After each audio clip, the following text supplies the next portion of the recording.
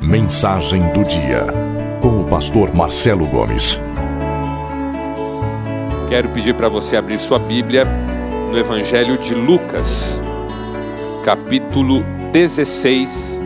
Nós vamos ler do primeiro verso ao verso 12. Evangelho de Lucas, capítulo 16, primeiro verso ao verso 12. Diz assim a palavra do Senhor. Jesus disse aos seus discípulos: o administrador de um homem rico foi acusado de estar desperdiçando os seus bens. Então ele o chamou e lhe perguntou: que é isso que estou ouvindo a seu respeito? Preste contas da sua administração, porque você não pode continuar sendo o administrador. O administrador então disse a si mesmo: meu senhor está me despedindo, o que farei? Para cavar não tenho força, e tenho vergonha de mendigar. Já sei o que vou fazer, para que quando perder o meu emprego aqui, as pessoas me recebam em suas casas. Então chamou cada um dos devedores do seu senhor, e perguntou ao primeiro: quanto você deve ao meu senhor? 100 potes de azeite, respondeu ele. O administrador lhe disse: tome a sua conta, sente-se depressa e escreva 50. A seguir ele perguntou ao segundo: e você, quanto deve? 100 tonéis de trigo, respondeu ele. Ele disse: tome a sua conta e escreva 80. O Senhor elogiou o administrador desonesto, porque agiu astutamente. Pois os filhos deste mundo são mais astutos no trato entre si do que os filhos da luz. Por isso eu lhes digo: usem a riqueza deste mundo ímpio para ganhar amigos, de forma que quando ela acabar, estes os recebam nas moradas eternas. Quem é fiel no pouco, também é fiel no muito. E quem é desonesto no pouco, também é desonesto no muito. Assim, se vocês não forem dignos de confiança em lidar com as riquezas deste mundo ímpio, quem lhes confiará as verdadeiras riquezas? E se vocês não forem dignos de confiança em relação ao que é dos outros, quem lhes dará o que é de vocês? Louvado seja o Senhor pela sua palavra. Todos nós guardamos com carinho lembranças de acontecimentos, experiências que marcaram indelevelmente as nossas vidas. Todos nós. Todos nós trazemos na memória as lembranças vívidas daqueles dias, daquelas circunstâncias, daquelas pessoas que revolucionaram a nossa história. Todos nós. Todos nós vivemos em algum momento algo que mudou a nossa trajetória de uma vez por todas para sempre. O marido talvez se lembre com carinho do dia que ele viu aquela moça, que hoje é sua esposa já há tantos anos, pela primeira vez, e que linda que ela estava, e como ele ficou encantado por ela, e como ele sabia naquele dia que viveria com ela para sempre. Talvez a mulher se lembre com carinho daquele dia que viu o seu atual marido pela primeira vez. Parecia um príncipe encantado num cavalo.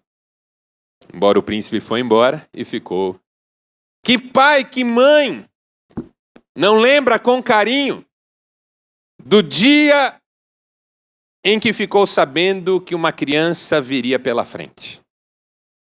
São coisas maravilhosas que mudam a nossa vida. Quando essas coisas acontecem, a vida não segue como ela seguia até então.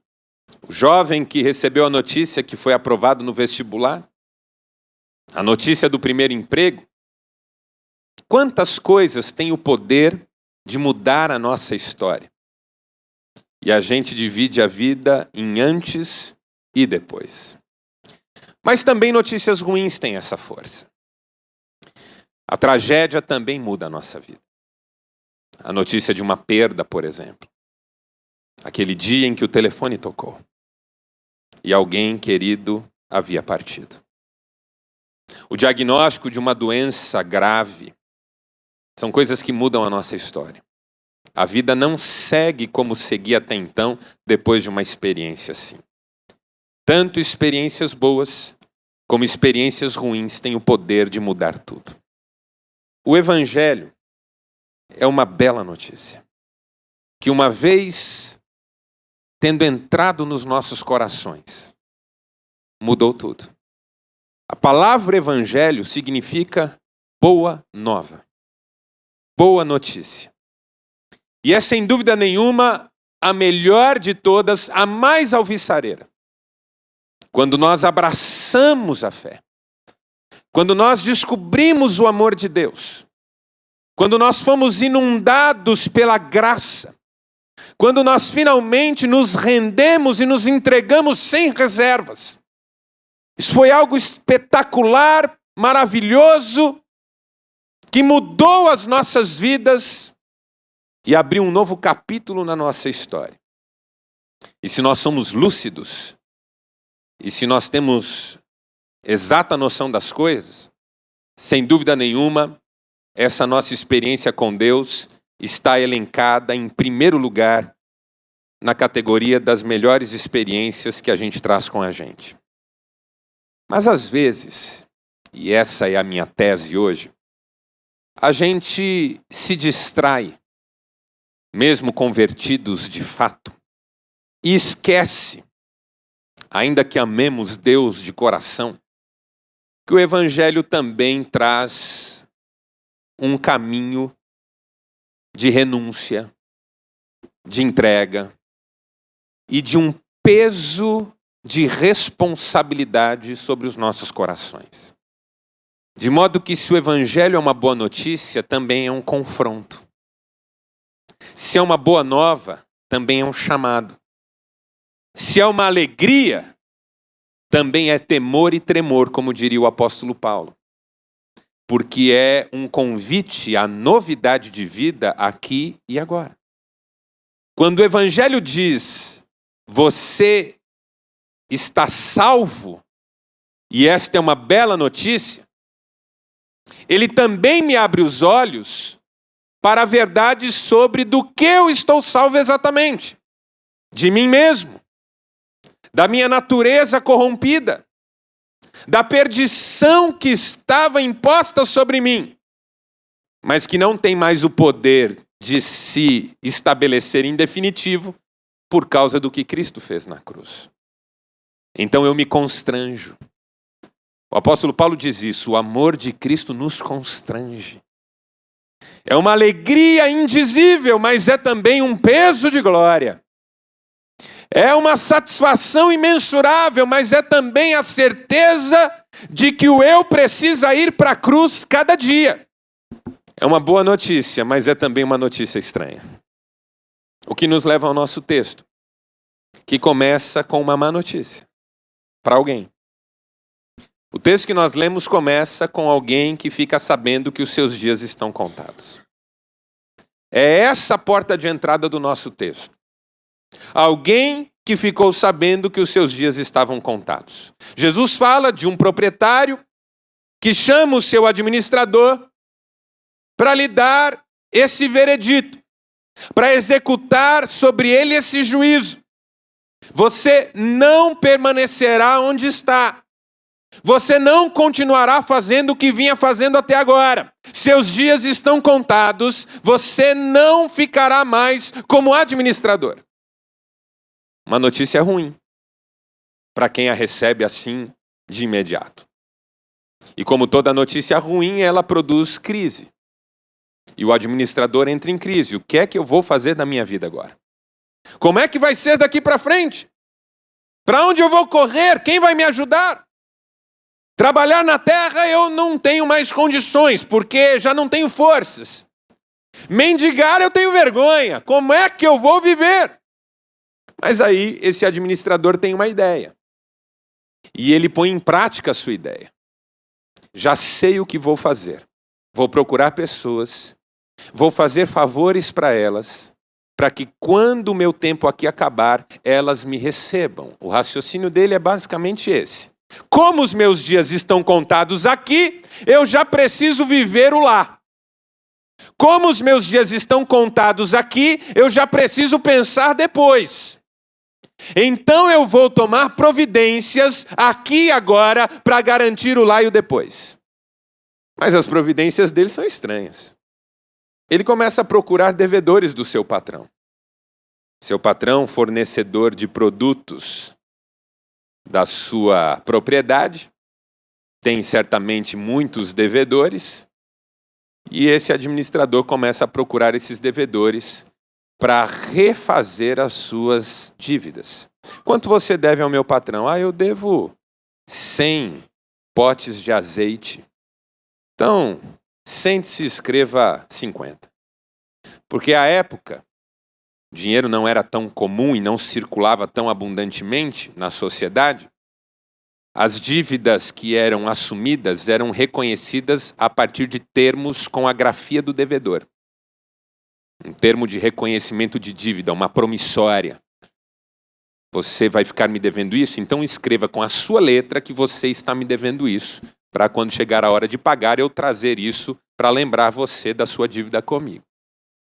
O administrador olha para esse primeiro devedor e diz: sente-se e escreva aí com a sua letra que você deve menos. Você já não deve mais 100, você deve 50.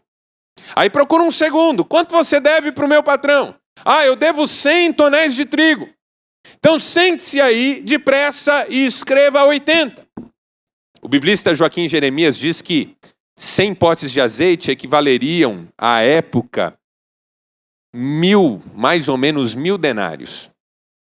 E 100 tonéis de trigo equivaleriam a 2.500 denários.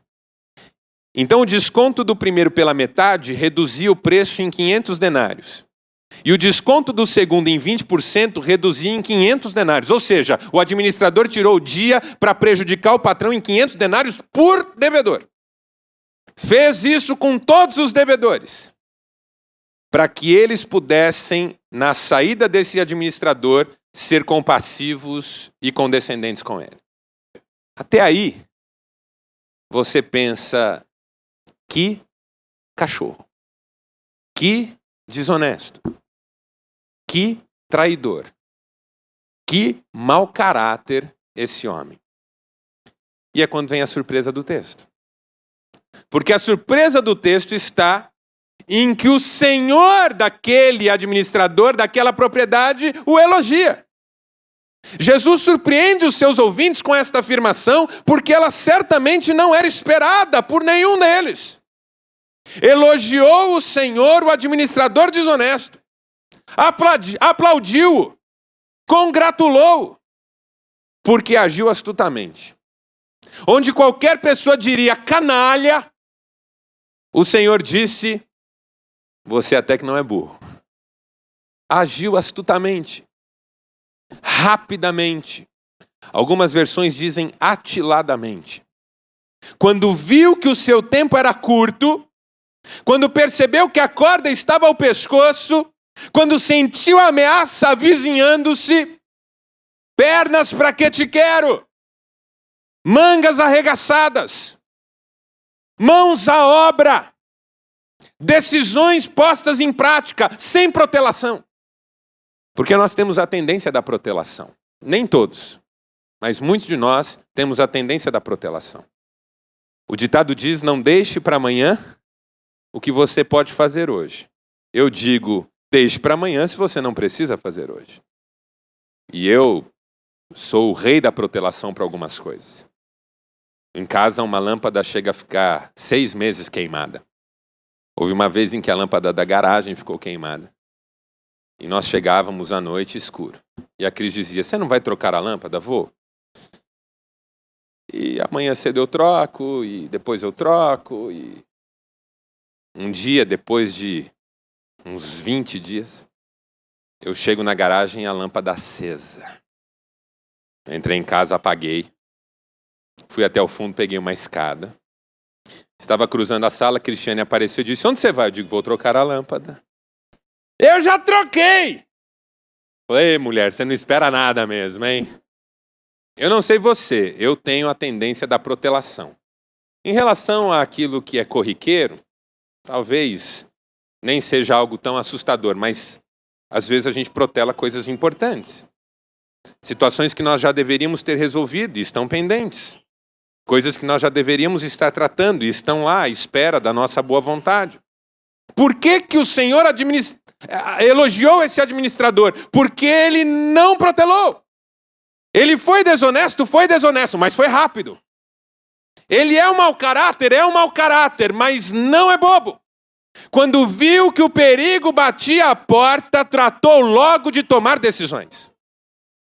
E Jesus completa: os filhos das trevas são muitas vezes mais espertos que os filhos da luz, porque sabem resolver as coisas entre si. O que é que Jesus está dizendo?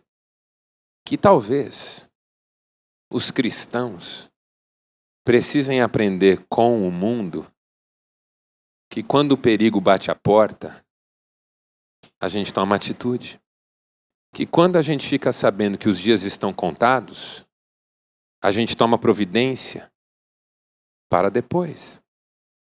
Que quando algo vai se impor sobre as nossas vidas, a gente vive na certeza dessa chegada. Me parece que o que Jesus está dizendo é que os cristãos sabem que os seus dias estão contados e que não vão viver aqui para sempre, mas isso não muda em nada as suas vidas. O administrador ficou sabendo que não permaneceria onde estava para sempre e tratou de se movimentar. Eu e você já sabemos há tempos que não vamos viver aqui para sempre, mas é como se não fosse conosco. É disso que Jesus está falando. Da nossa inatividade no reino. Ainda que já saibamos há tempos que os nossos dias aqui estão contados. Sabemos que a vida que vem é a que vale, mas estamos agarrados a esta. Como se aqui fôssemos permanecer. Me parece que é aí que Jesus está apontando. E chega a ser deprimente, melancólico, que ele use o exemplo de um administrador desonesto para dizer para os seus discípulos: vamos! Vocês também estão com a corda no pescoço. Vocês também estão com os dias contados. Vejam o exemplo do administrador, que sabendo que o seu tempo acabava, tratou logo de tomar providência. Vocês sabem que o seu tempo aqui é curto, tomem providência. E que providência? Aí vem uma das frases mais interessantes do Evangelho. Jesus diz: usem as riquezas de um mundo injusto, algumas versões dizem de origem injusta, algumas versões dizem riquezas de iniquidade, para fazer amigos. Para que quando estas faltarem, esses amigos recebam vocês nas moradas eternas. Se Jesus não tivesse usado o adjetivo eternas, nós estaríamos diante de uma metáfora que explicaria apenas a ideia do administrador que foi mandado embora e queria ser recebido nas casas das outras pessoas. Mas quando Jesus diz moradas eternas, ele está nos dando uma lição. Ele está falando de algo muito concreto, muito real. Jesus está falando sobre o lugar para onde nós vamos. E está dizendo que nós devemos usar as riquezas de origem injusta, de um mundo injusto, para fazer amigos que nos recebam lá onde nós vamos. O que isso significa? Primeiro nós precisamos entender o que significam riquezas injustas, ou de um mundo injusto, ou de origem injusta. Jesus está chamando de riquezas de um mundo injusto tudo que nós administramos aqui materialmente falando. Ainda que isso tenha sido ganho de modo honesto. Seu salário, por exemplo, você trabalhou bastante. Você mereceu. E você não enganou ninguém para tê-lo, não prejudicou ninguém para tê-lo, não passou ninguém para trás para tê-lo. Jesus está chamando o seu salário ganho honestamente de riqueza de um mundo injusto. Por quê? Porque ele contrapõe essa riqueza à verdadeira. Ele diz: se vocês não forem dignos de confiança na administração da riqueza de um mundo injusto, quem confiará a vocês a verdadeira? Então a verdadeira é aquela que vem. A de um mundo injusto é aquela que está aqui. Veja, é possível ser digno de confiança na administração da riqueza de um mundo injusto. Porque se eu for digno de confiança na administração da riqueza de um mundo injusto, eu vou receber a verdadeira. É isso que Jesus está dizendo. Então ele está nivelando por baixo, dizendo que as riquezas de um mundo injusto são todas aquelas com as quais nós lidamos na nossa vida, no nosso dia a dia. Inclusive aquela que é ganha honestamente. Por quê? Porque eu tenho sido digno de confiança na administração disso. Então riqueza é tudo aquilo que a gente tem, com que a gente lida no dia a dia. O que é que Jesus está dizendo? Use isso, tudo, para fazer amigos. Que tipo de amigos? Do tipo que receba você na morada eterna. Ou seja, use todos os seus recursos para construir relacionamentos espirituais que se perpetuem pela eternidade. Porque na eternidade, isso é tudo que você terá daquilo que você tem hoje aqui. O que Jesus está dizendo é, eu e você sabemos que deste mundo para a vida eterna nós não levamos nada, a não ser outras pessoas. Este terno não vai, nem estes sapatos, nem o relógio. O carro estacionado aqui fora não vai. A casa no condomínio não vai. A propriedade à beira da praia não vai. As ações da empresa na bolsa não vão. As joias no porta-joias, dentro do cofre ou no banco, não vão. Mas o seu vizinho ainda pode ir. O seu filho. Uma pessoa que você pode abençoar de alguma maneira. Gente que conhecerá o amor de Deus, porque você aprendeu a usar aquilo que você tem para fazer amigos. Pessoas que vão receber você nas moradas eternas. Que estarão lá. Porque você foi instrumento de Deus de alguma maneira. Isso é muito forte. Eu não sei quantos aqui assistiram o filme A Lista de Schindler. É um filme maravilhoso. A Lista de Schindler, um filme baseado numa história real, foi uma lista com nomes de judeus que Schindler salvou da morte no Holocausto. Schindler comprou essas pessoas com o seu patrimônio, com os seus recursos, para que elas não fossem mortas pelo nazismo. Schindler ficou pobre, morreu pobre, porque simplesmente acabou com o seu patrimônio, com os seus bens, com as suas posses, para comprar judeus e salvá-los do Holocausto. E quando finalmente Schindler conseguiu fazer com que esses judeus cruzassem a fronteira do perigo, esses judeus decidiram homenageá-lo. Eles não tinham nada, só a roupa do corpo. Mas alguns tinham dentes de ouro, obturações em ouro.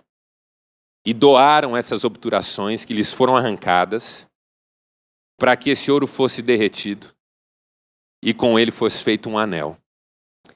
Nesse anel, os judeus colocaram uma inscrição, que é uma frase do Talmud, o livro sagrado dos judeus pós-Velho Testamento. E a frase inscrita no anel dizia assim: aquele que salva uma vida, salva o mundo inteiro. Quando os judeus entregaram esse anel para Schindler, essa é uma cena do filme, Schindler entra em profundo desespero. Ele se desespera.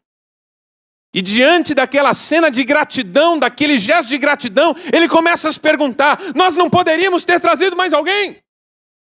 Será que nós não poderíamos ter salvo mais uma pessoa?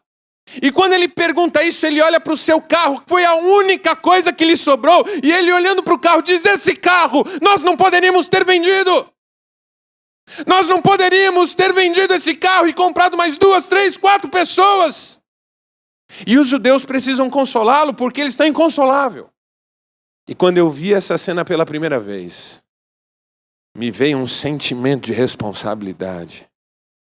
Porque eu penso, será que eu não vou chegar naquela hora tendo podido abençoar mais alguém? Será que eu não vou para aquela hora decisiva tendo podido alcançar mais alguém? Será que eu não vou me apresentar diante de Deus tendo podido abençoar mais alguém? Veja, eu não estou tratando isso como uma pressão, mas como uma advertência, um alerta sobre o que nós já sabemos que vai acontecer, mas parece que não vai. Será que naquela hora eu vou pensar que eu podia ter abençoado mais alguém? Que eu podia ter falado do amor de Jesus para mais alguém? Será que na hora decisiva vai ficar um vizinho que morou perto de mim 20 anos e eu jamais falei nada para ele? Um colega de trabalho com quem eu trabalhei diariamente por anos e jamais disse para ele, olha, eu acredito nisso. Todas as vezes que eu revejo o filme, eu choro nessa cena. Não só pela força que ela tem, mas pelo sentimento que eu tenho de que é assim na vida cristã. A gente perde muito tempo. Jesus está dizendo, usem as riquezas desse mundo injusto para fazer amigos. Que amigos? Daquele tipo que vai receber você nas moradas eternas. Porque isso é galardão. Isso é galardão. Eu tenho para mim que galardão é o tipo de sentimento que as pessoas terão no céu umas em relação às outras. Porque às vezes a gente lê essa palavra galardão na Bíblia, recompensa, e fica pensando o que será recompensa. Alguns dizem assim, vai ser uma coroa, pedras na coroa. Ó, não quero usar coroa no céu não, tá? Cabeça pesada, ficar sentado o tempo todo. No céu eu quero jogar bola, eu vou ser magro, comer chocolate que não engorda, churrasco de boi que não morre, amarrar uma rede na árvore da vida, tomar água de coco celestial. Ninguém quer coroa no céu, não. Ah, minha casa vai ser maior que a outra. Então você já tem uma tese que no céu terá condomínio de luxo e favela. Essa é a tese. O problema é que quando a gente pensa em recompensa, a gente pensa em critérios humanos.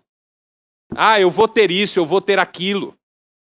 Quando Daniel diz, no capítulo 12 de seu livro, aqueles que a muitos ensinam a justiça resplandecerão como as estrelas do firmamento, hoje e sempre. É a minha tese de galardão. Que o galardão tem a ver com que nós tributaremos uns aos outros em termos de honra e reconhecimento. Que ninguém vai precisar, mas que nós daremos uns aos outros de coração, porque isso é inevitável. Por exemplo, eu vou chegar ao céu, vai ter um anjo lá para me ciceronear. E ele vai dizer aqui, tá vendo aquele ali? Tô. É Paulo.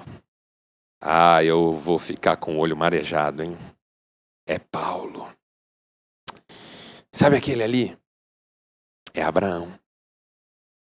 Olha, aquele ali é Martinho Lutero. Tá vendo aquele ali? Aquele ali é John Wesley. Aquele ali é Hudson Taylor. Aquele tocando harpa é Davi. Aquele andando sobre a piscina é Pedro. Mas ele ainda afunda. Aquele é João. Barnabé é aquele ali, ó. Barnabé. Porque o Apocalipse diz assim, bem-aventurados os que desde agora morrem no Senhor, porque descansam de seus cansaços e suas obras os acompanham. Imagine a alegria que é você receber um abraço lá, de alguém que vai dizer, eu estou aqui, também por sua causa. Uma igreja que foi missionária, que investiu em missões com alegria, não com peso, e que celebrará com uma tribo inteira de gente salva, que viveu no coração da África e conheceu Jesus por causa de um obreiro que foi enviado por uma igreja como essa. Isso não terá preço. Isso é Schindler perguntando, eu podia ter feito algo mais? Porque sempre soubemos. A advertência, o desafio sempre esteve aqui. Usem as riquezas desse mundo injusto para fazer amigos que recebam vocês nos tabernáculos eternos. Então eu preciso repensar. Repensar para onde eu canalizo o que Deus tem me dado. Porque Jesus diz assim, quem não é fiel no pouco não será no muito. Qual que é o pouco? O pouco é o que eu tenho aqui, o muito é o que me espera. Porque a pessoa mais rica desta igreja, ou desta cidade, ou desse país, ou desse mundo, não tem nada comparado à glória. Jesus diz: se vocês não forem dignos de confiança na administração das riquezas injustas, quem confiará a vocês a verdadeira? Porque a riqueza injusta é essa que a verdadeira está esperando. E Jesus diz: se vocês não forem dignos de confiança na administração do alheio, do que é do outro, quem confiará a vocês o que é de vocês? O que é do outro é o que a gente tem nas mãos aqui, o que é da gente está esperando. Eu preciso entender de uma vez por todas que o que eu tenho nesse mundo não é meu, porque eu vou partir desse mundo. E aí sim eu vou receber o que é meu. Os nossos que já foram, já receberam o que era seu. Porque o que tinham aqui, ficou aqui. A história conta que Alexandre teria feito 3 pedidos à beira da morte para aqueles que o cercavam. Que os médicos da Grécia acompanhassem o seu funeral, atrás do féretro, para que todos os habitantes da Grécia vissem que a melhor medicina da época não podia fazer nada contra a morte. Que uma de suas mãos ficasse para fora do caixão. E que todas as riquezas que ele tinha nos seus aposentos fossem espalhadas pelo caminho. Para que todos soubessem que ele não estava levando nada. Eu acho que esse texto, irmãos, não tem como objetivo nos ameaçar, porque nós vamos para as moradas eternas. A boa notícia é inegável e imutável. Mas ele tem o objetivo de nos lembrar que não é aqui que nós vamos ficar. Que não é essa vida a nossa vida. Que os nossos dias aqui estão contados. E que nós precisamos viver aqui como quem semeia lá. Fazer amigos que nos recebam lá. Investir tudo que a gente tem na construção de relacionamentos. Porque um dia essas riquezas vão acabar. Não é que nós vamos falir. É que nós vamos morrer.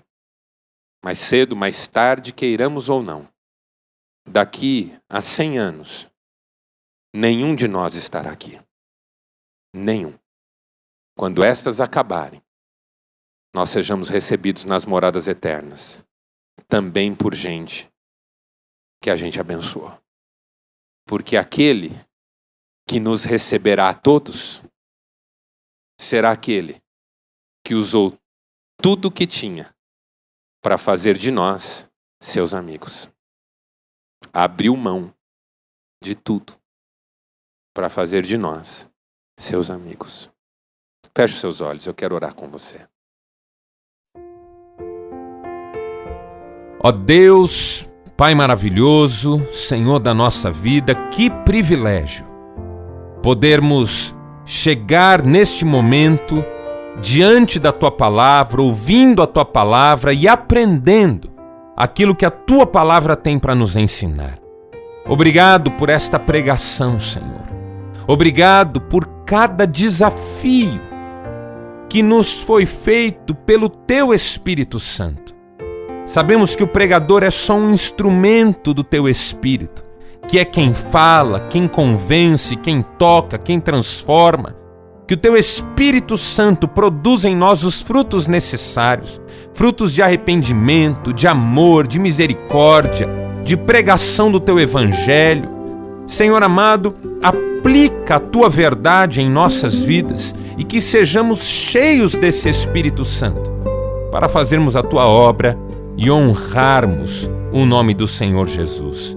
Fica conosco, ó Deus, dá-nos uma boa noite de descanso, dá-nos a renovação de alma de que necessitamos e que em tudo o Senhor continue nos ensinando e orientando, em nome de Jesus.